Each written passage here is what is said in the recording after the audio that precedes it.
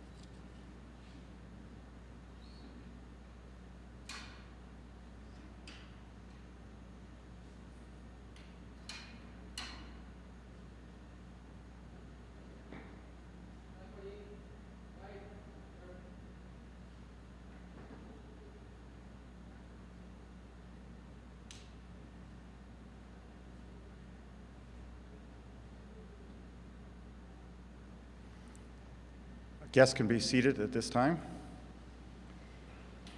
And I'm going to call the chaplain forward for opening prayers. Pray.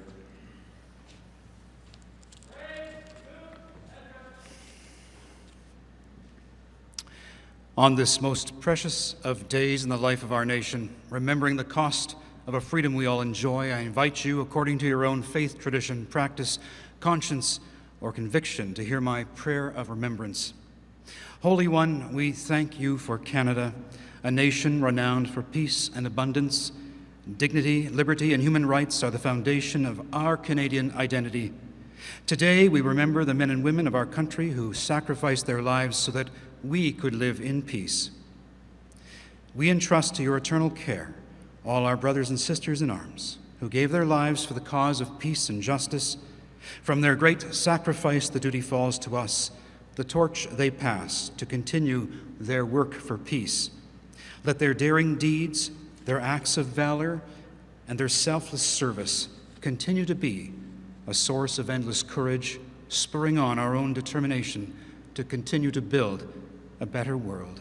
We ask all of this in your holy name. Amen.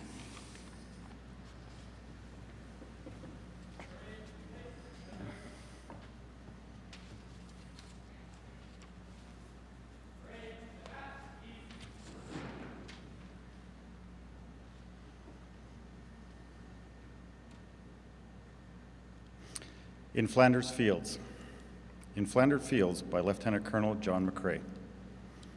In Flanders Fields the poppies blow, between the crosses, row on row, that mark our place, and in the sky the lark still bravely singing fly. Scarce heard amid the guns below. We are the dead, short days ago. We lived, we felt dawn, saw sunset glow.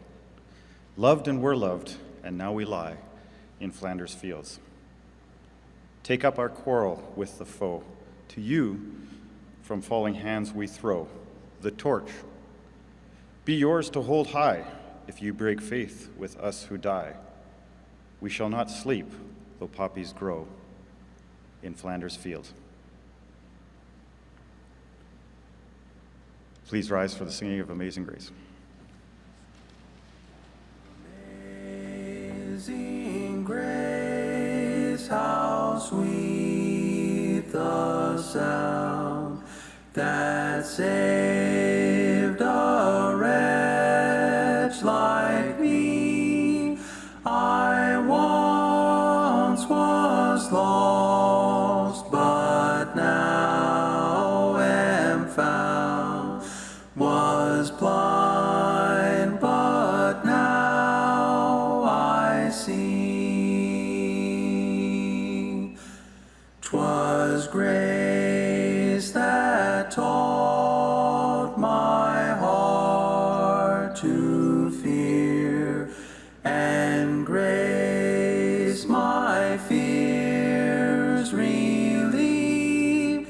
How precious did that grace appear, the hour I first believed. Through many dangers, toils, and snares, I have already come. 'Tis grace has brought me safe thus far, and grace will lead me home. The Lord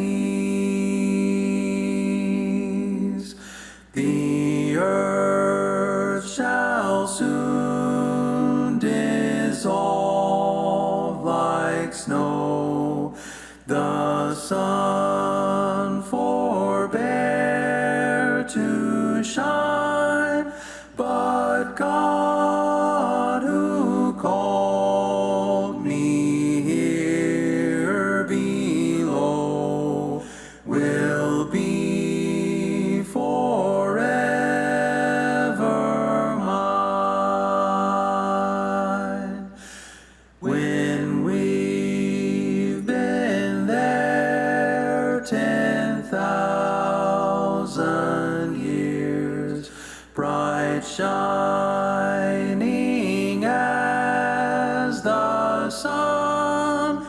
We've no less days to sing God's praise than when we first begun.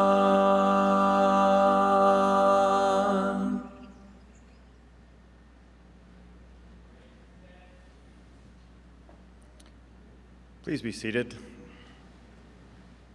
I'll ask the chaplain to come forward for a few words.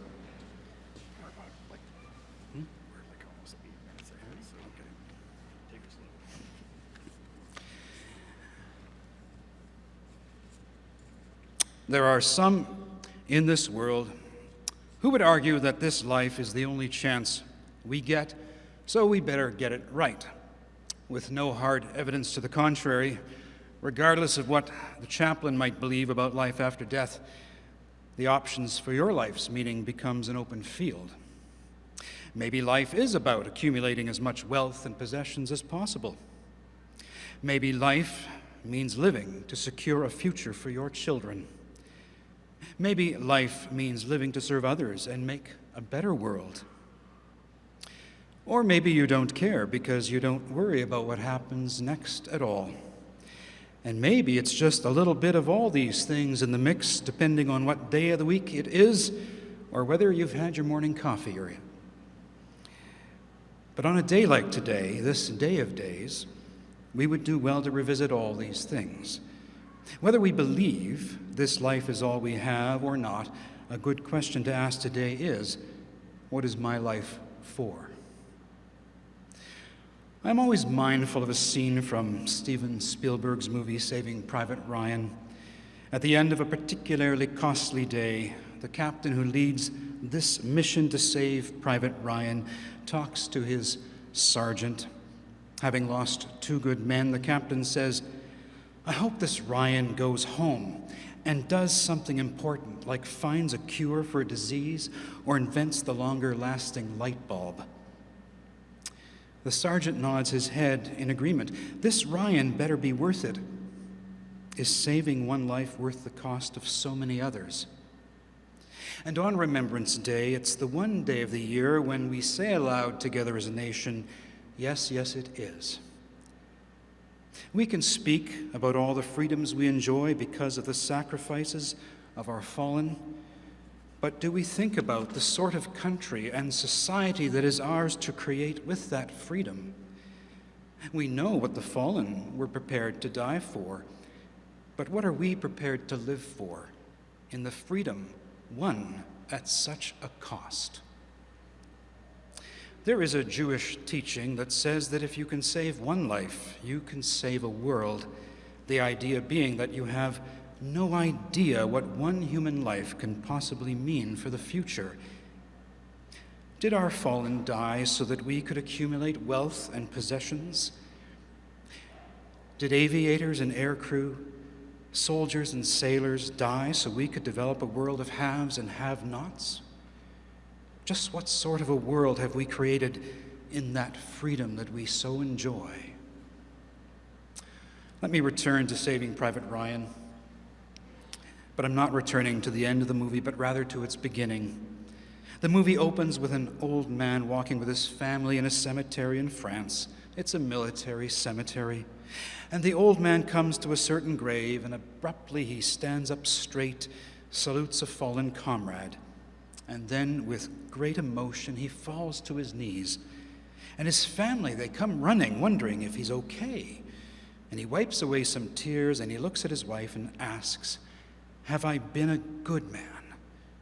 Have I been a good man? Tell me I've done something good with my life." And his family look perplexed. Why would this husband and father and grandfather ask something so plainly obvious? But this is Private James Ryan, looking at the grave of the captain who died to save him. Here is Private James Ryan face to face with sacrifice, affirming that indeed the captain's death was for something. Here is James Ryan in a moment of grace and passion, hope and yearning, hoping and yearning to believe that his life had been saved for something, and something good. And we don't even get an answer to that question that he asked, beyond the fact that Ryan appears to be a well-loved man. The movie doesn't explore what becomes of Private Ryan beyond that singular moment. And that's okay, because truthfully, it's our life and what we are doing with the freedom we have that demands an answer today of all days, lest we forget.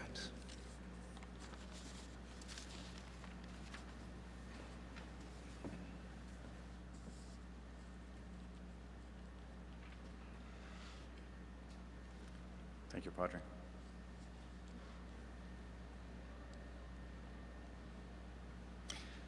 Brings us to the point we were gathered preparing for this Remembrance Day service, the first one that we would hold in person with our cadets and with service members that could all gather in a public place for the act of remembrance.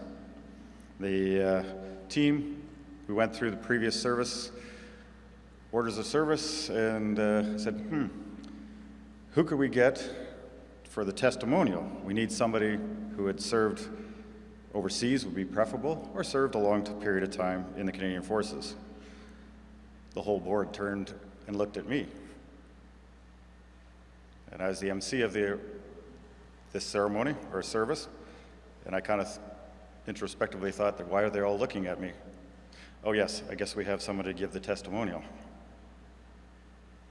I asked that our guests here that have not served the Canadian Forces or our allied forces to please understand that for this day, for those who have served, for those who have gone overseas, this day for us is about the fallen. We do appreciate that many in the public have used this period also to remember those who are serving overseas, who are not with their families or loved ones on this day, and that is greatly appreciated. And I personally ask that please continue to remember those who are overseas and their families are back here wondering if they're going to be okay or not. But to us, it's about those we left on the battlefield, or those who died on the battlefield.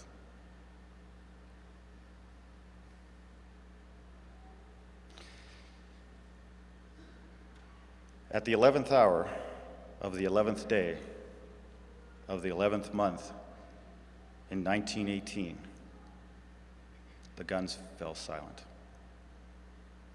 The war to end all wars had finished, but that optimism for the future would be replaced by darker days to come. The world would plunge back into darkness in 1939 for 6 long years. The death toll would be innumerably higher than what we counted in 1918. The sacrifices would be greater for the families, even more so in Canada, in the United States, in Europe, around the world, in Japan, in the Philippines. Surely, after that, we would have no more wars. It was untenable, unconscionable to think we could have another war after that. Yet in very few short years, the United Nations would find themselves in a conflict in Korea, and we would be at war again, this nation. There would be continued conflicts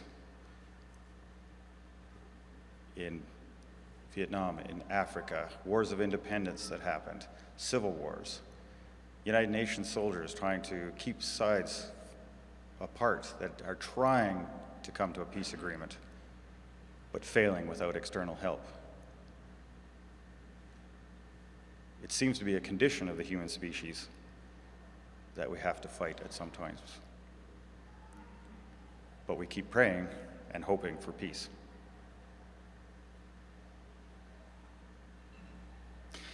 "90 years and 11 months later, I would find myself on the dusty ramp of the Kandahar airfield, or CAF, as we called it. I was the flight commander for the CH-146 Griffin flight as a part of Task Force Freedom. We would deploy for 10 months to support the coalition operations in Afghanistan. Task Force Freedom would provide logistical airlift with the CH-147 Chinook.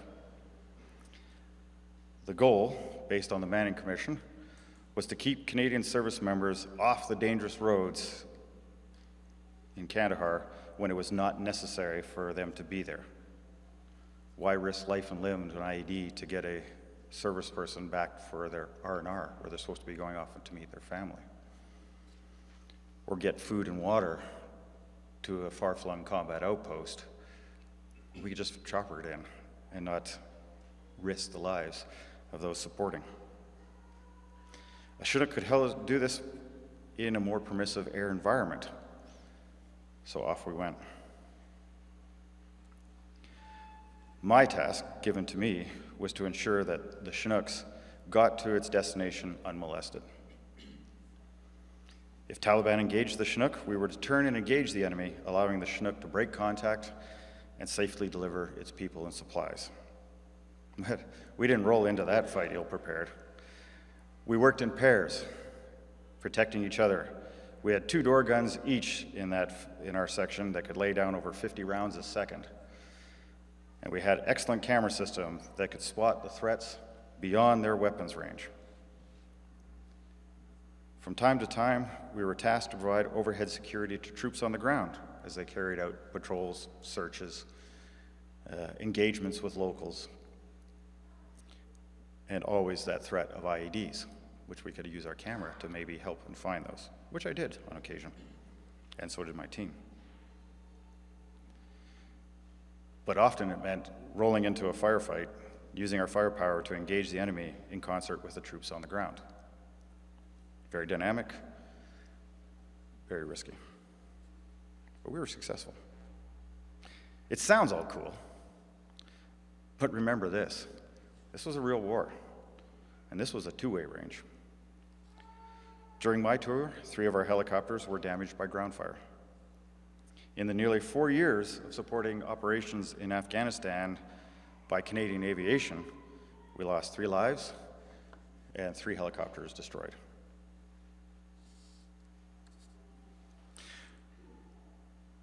We had some good days and a lot of successes, but we also had some tough days.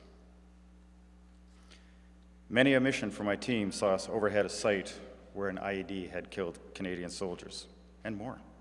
I was oversead the site on December 30th, where 6 soldiers and a news reporter were killed just outside of Kandahar City. We would provide security from above. The Taliban didn't like us overhead, as we would dominate the fight if it occurred. We also provided security for the medical evacuation flights, or the macabre angel flight. See, an angel flight was when you flew a service member back to Kandahar who had perished on the battlefield. In the summer of 2010, early summer, I found myself overhead one of these incidents. We were call signs Shakedown 2-4 and 2-5. The Chinook had gone back to safely reload as we provided security overhead. The young platoon commander on the ground had just lost her engineer sergeant to an IED. The platoon had moved to an open area in anticipation of an Angel Flight helicopter coming shortly. We would provide overhead security. Over the radio, we heard that the Angel Flight was delayed for over an hour. The wounded take priority over the dead, and the Black Hawk helicopter was on a mission to save the life of another wounded soldier. From our vantage point in the sky, we could see that the landing zone was an untenable position for the platoon. The company commander was talking to his platoon commander, coming up with that courses of action. While I heard that discussion, we decided to see if we could do this. I asked my wingman. He didn't have the camera system and the associated gear, therefore he was lighter and had more room in the cabin of his helicopter. Would he do the pickup? For those who knew who this guy was, without hesitation, he said yes. We had already talked to our squadron operations and said this is what we were going to do. They understood. We advised the company commander, who was concerned about, of course, his platoon on the ground, and said, we'll get it done, and we'll get this team be able to get to a better position. We would do the Angel flight. I stayed overhead to provide aerial security as Shakedown 2-5 made the approach to the Dusty landing site.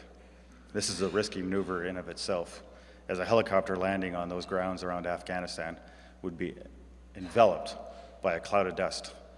The last foot or two, you can barely see beyond the tip of your skids. Plus, a helicopter on the ground is a very juicy target to the enemy. Our defense against threats is to maneuver. You can't maneuver when you're on the ground. So we scoured the area, tried to look as aggressive as a Griffin can look, and to give Shakedown 2-5 the time to load the soldier on the helicopter. But it all worked out, and within minutes, Shakedown 2-5 was airborne. We rejoined. He asked me, can you take the lead back? You could hear the somberness in his voice. As we approached Kandahar Airfield, I switched the formation over to tower frequency. Tower, this is Shakedown 2-4 flight, 10 miles in Delta. Shakedown's Kandahar Tower, go ahead with your request. Tower, Shakedown 2-4 to the FARP. Shakedown 2-5 is now Angel 2-5. Direct to roll 3 medical, please. Shakedown's Kandahar Tower, Shakedown 2-4, you're cleared to the FARP. Angel 2-5, cleared across the active runway to roll 3. Banshee 1-1 flight, break off your approach to allow Angel 2-5 to go direct. In a deep American accent, we hear Kandahar Tower, Banshee 1-1, roger. And in that respectful Southern accent, Godspeed, Angel 2-5. A man died on that battlefield, far away from home, trying to help desperate people in desperate times. He was far from his family, but he was not alone. Many of you will just remember him as about one of 159 Canadians to die in the poppy-rich fields of Afghanistan. I will remember him as the comrade I had the honor of making sure he was taken home to his family for their final farewell.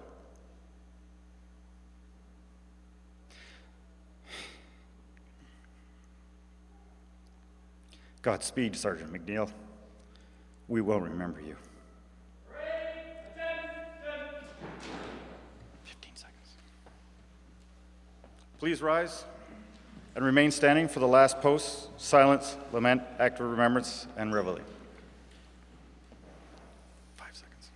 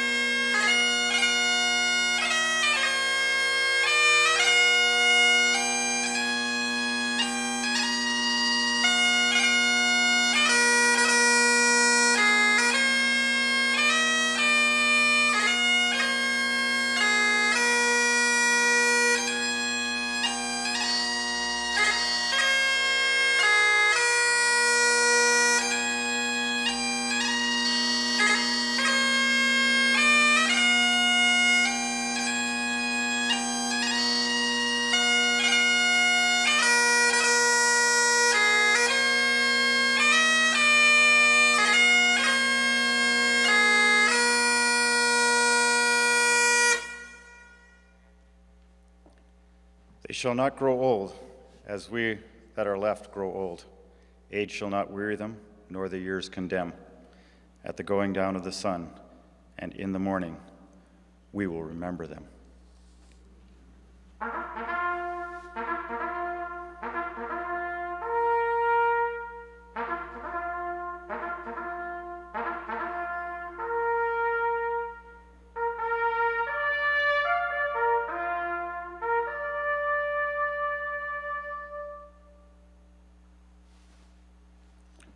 When you go home, tell them of us and say, for your tomorrow, we gave our today. Please be seated.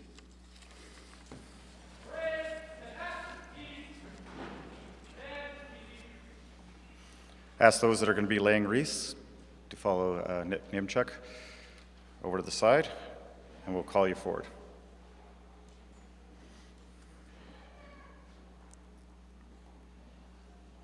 I'd ask that the audience, although please to remain seated, relax, but to maintain a period of quiet reverence for the laying of the wreaths.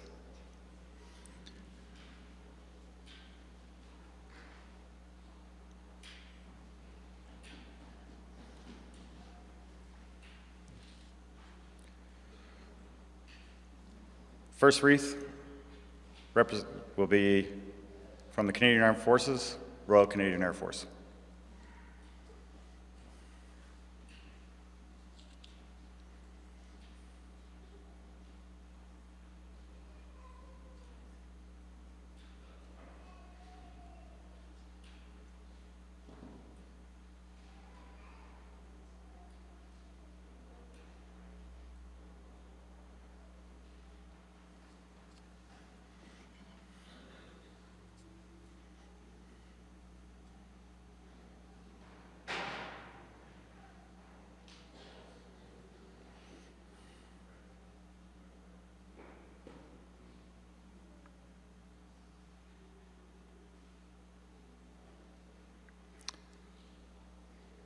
City of Edmonton.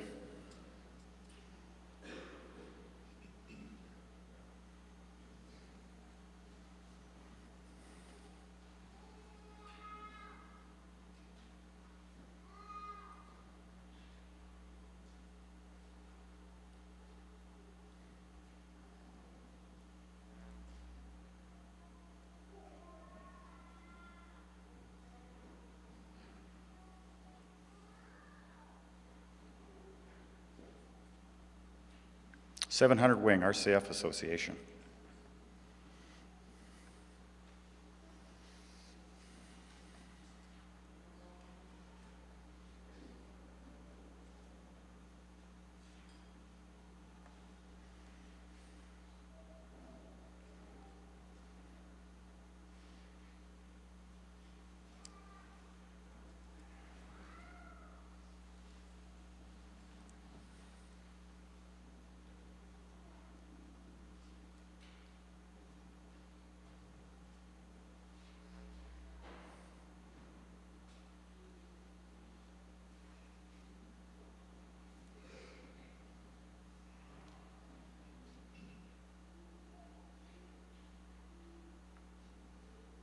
.418 Squadron Association.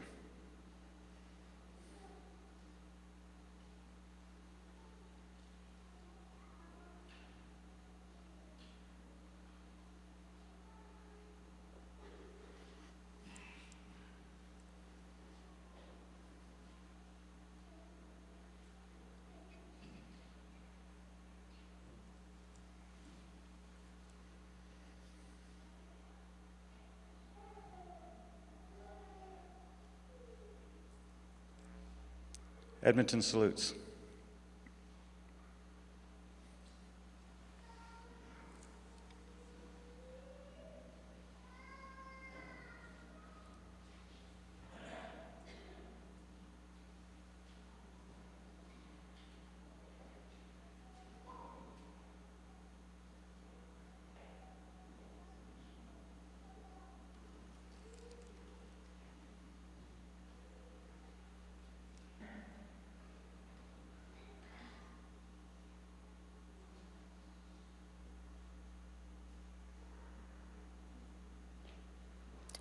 Edmonton United Services Institute.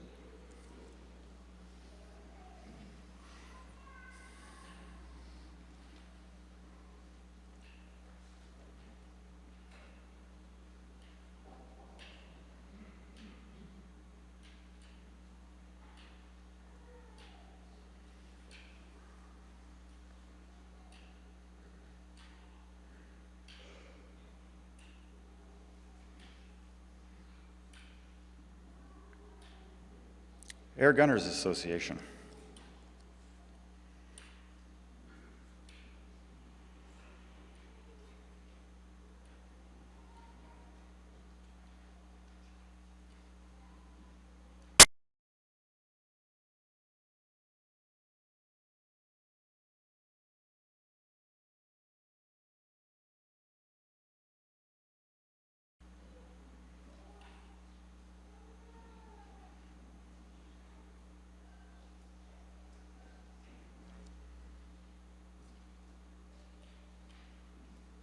Alberta Aviation Museum.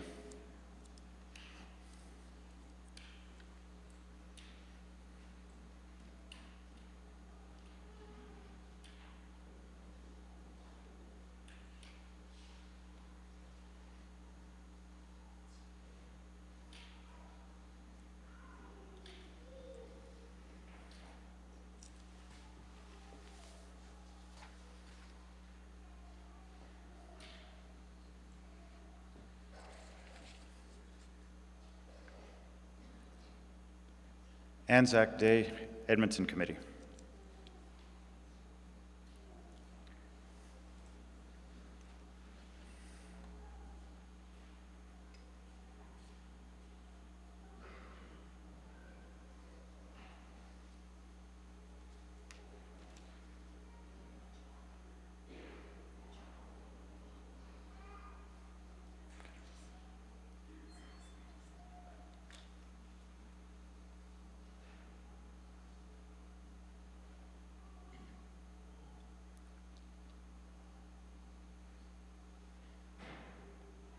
Royal Commonwealth Society.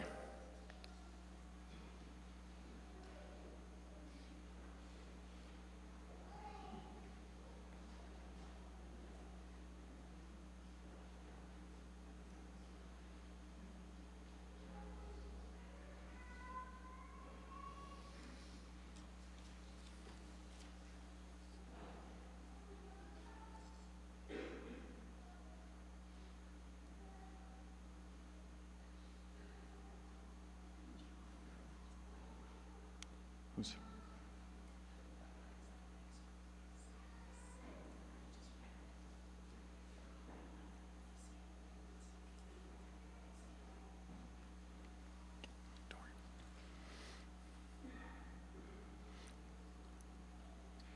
Canadian Owners and Pilots Association.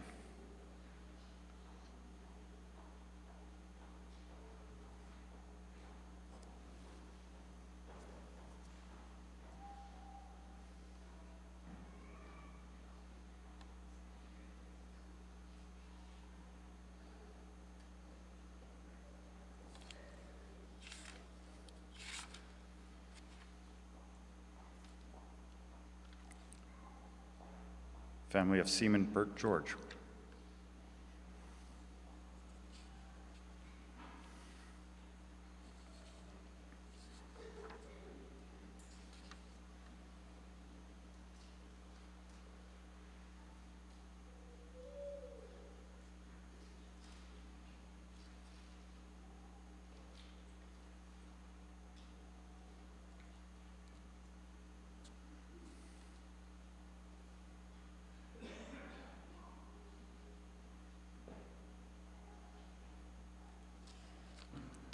If there's anybody from the public who has brought a wreath with them that I have not called, please come forward now.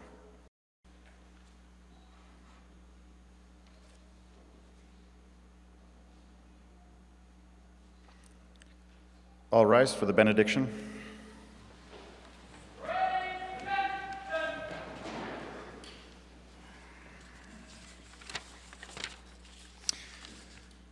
Go and remember Go from here thankful for the goodness of the gift of freedom given to us all.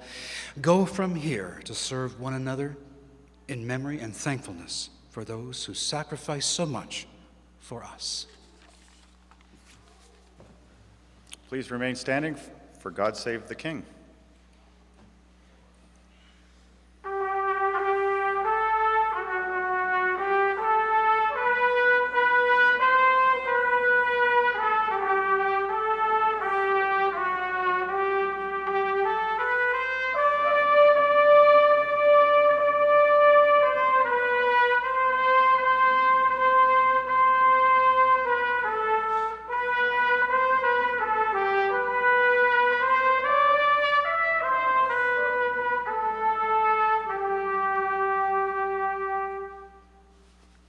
Please be seated for announcements.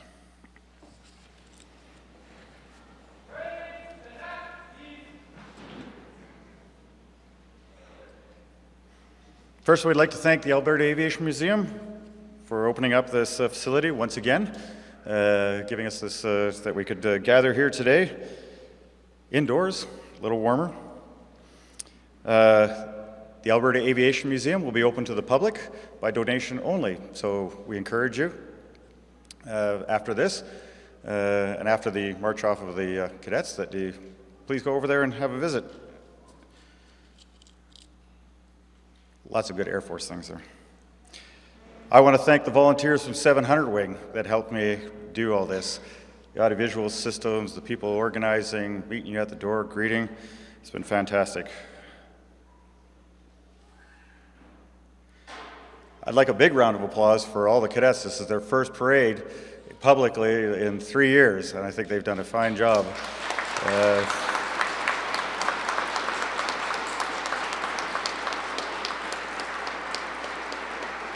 We're represented by Royal Canadian Air Cadet Squadron number 12 and 504. Thank you, ladies and gentlemen. Thank you to CineAV for the services they provide us, and to all the wreath layers. For serving members in uniform, +1, and special guests that are invited for wreath, and the volunteers of 700 Wing members are invited to a levee in the volunteer lounge. We want to thank you for attending today, for you, the audience, to remember this day, to remember those who've gone before us. Please rise for the march off. Parade Commander.